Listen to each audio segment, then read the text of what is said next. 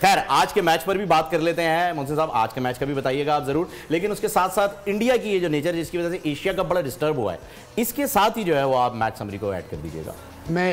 آپ کا سوال بہت امپورٹنٹ سوال ہے اور اس کے لیے مجھے بہت تکلیف ہے۔ I swear being a Pakistani,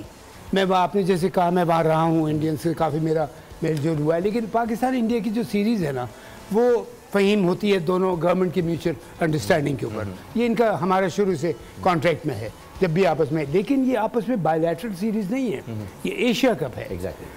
میں بڑا بول نہیں بولتا تو نعوذ باللہ، اگر میں ہیلم آف افیئرز ہوتا پی سی بی کے،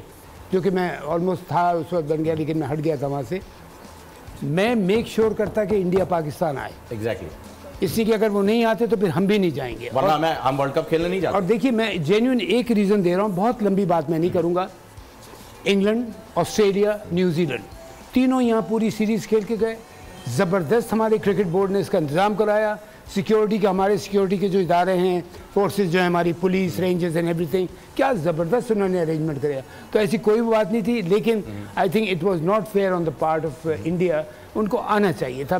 چلے خیر اب نہیں آئے تو ہم وہاں جا کے ایک مطلب 1,38,000 1,32,000 شائقین کے سامنے انہیں ہرائیں گے ایک بات نہیں، وہ بات ہے، لیکن فہیم تالی ایک ہاتھ سے نہیں بجتی۔ دیکھیے آپ اور میں جب ایک دوسرے کی ہم رسپیکٹ کریں گے تو پھر باہر والے ہماری تالی نہیں بجانے دی، تماچا تو مار سکتے ہیں ہم ایک ہاتھ سے، وہاں جا کے مار کے آئیں گے انشاءاللہ، آپ فکر نہ کریں۔ اب جب خیر یہ ہارش ورڈ ہے آپ کے لیے، لیکن میں تو اپنے جذبات کہہ سکتا ہوں نا، میں تو عام عوام ہوں۔